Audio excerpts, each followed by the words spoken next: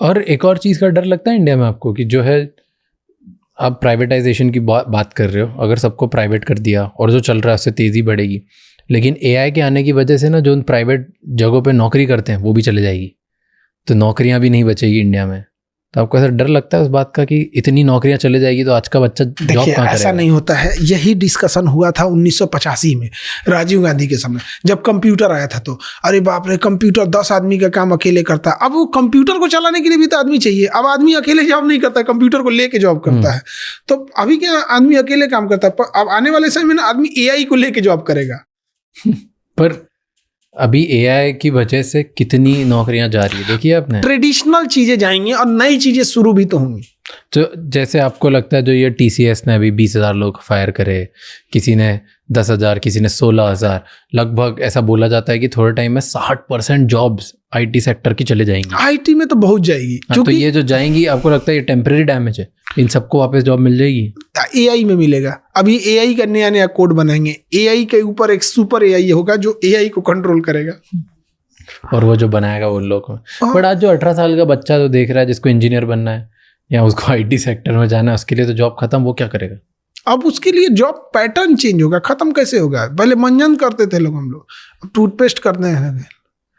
पहले साबुन से मुंह धुलते थे, फेस वॉश से मुंह धुल रहे हैं। मुंह धुलना नहीं ना बंद हुआ है, साबुन के बिजनेस की जगह फेस वॉश आया है। वैसे एआई जब आएगी तो एआई का भी अपना, एआई खुद में जॉब क्रिएट करेगी कोई भी चीज में। लेकिन अभी क्या है कि ट्रांजिशन फेज में, तो अभी तो कुछ आदमी कह नहीं सकता है क्योंकि जस्ट अभी एंट्री किया है। जैसे चैट जीपीटी का एक टाइम था, जैसे लगता था यही सब कुछ करेगा, लेकिन एआई जब आया ना तो हर चीज के अपने अपने एआई आ गए। मेडिकल के अलग एआई आ गए, अब डॉक्टरी में बहुत हेल्प कर दिया है एआई आने से। जैसे आप डॉक्टर, क्योंकि आप नीट पे पढ़ाते हो राइट, तो बच्चे डॉक्टर बनेंगे। हाँ, तो रोबोट्स बेटर डॉक्टर नहीं बन सकते?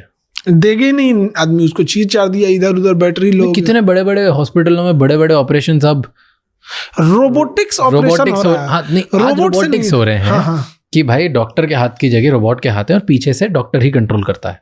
ठीक है, आज वो हो रहा है। जब इस कॉन्फिडेंस पे आ गए, थोड़े टाइम बाद तो फुल कॉन्फिडेंस पे आ जाएंगे, 2-3 अगर सक्सेसफुल हो गए तो। हमें लगता है ह्यूमन को नहीं देंगे लोग इतना। जैसे आप देखिए जेनेटिकली मॉडिफाई चीजें हुई हैं, हम बैगन को इतना लंबा कर दिए, करेला को ऐसे भर दिए, लेकिन ह्यूमन पे कभी ट्रायल में आया नहीं दिया गया। हो तो रहे जगह जगह, अमेरिका में तो ऑपरेशन हो जाते हैं आदमी का हाइट बढ़ा दिया तो छोटे लेवल पे है यहाँ पे। तो इस जैसे सर्जरी में क्या हेल्प करेगा, किसी की जैसे किसी का पैटर्न हेल्प करेगा कि कोई बीमारी कितने समय से था उसको पैटर्न हेल्प कर देगा। एआई आने से एक फायदा क्या हो जाता है, जैसे अभी हम लोग के हॉस्पिटल में एक सबसे अच्छी चीज क्या हो गई, जैसे कोई ब्रेन में ट्यूमर है तो उस ट्यूमर को कौन से एरिया से ब्लड सप्लाई मिल रहा था ये पता करना जरूरी है। अगर उसका ब्लड सप्लाई नहीं काटेंगे ना, ट्यूमर हटा भी देंगे तो सप्लाई कर करके वहां नया बना देता था। अब ये डॉक्टर लोग की अपनी टर्मिनोलॉजी थी। अभी हमारे यहाँ जो एआई वाली मशीनें लगी हैं वो क्या करती है ना, वो नसों का कलर चेंज करके बताती है कि ये वाली नस इसको ब्लड पहुंचा रही है, ये इसको पहुंचा रही है। वो 3D दिखा देती है कि किस डायरेक्शन से उसको काटना ठीक रहेगा, कैसा नहीं। तो वहाँ काफी एआई हेल्प करता है। बट अल्टीमेटली डिसीजन इंसान का ही। हाँ, लास्ट डिसीजन इंसान का ही रहेगा। वर्क मेन पावर को कम कर देगा बहुत। थोड़ी तो जॉब्स जाएंगी, बहुत जाएंगी, बट उन लोग शिफ्ट होंगे किसी ना किसी चीज पे। जैसे बैंक में हुआ था। हाँ, कि बैंकिंग के टाइम पे नोट गिनने के लिए भी लोग थे, पेपर करने के लिए लोग थे, फिर वो सब बाहर हुआ और कंप्यूटर्स आ गए, सब आ गए। अब मशीन आ गई नोट गिनने के लिए। तो क्या आज भी बैंक में कहाँ जॉब कम हो गया? अभी भी बैंक बहुत जॉब प्रोवाइड करा रहा है। जहाँ ह्यूमन का जरूरत है वहाँ तो ह्यूमन ही रहेगा।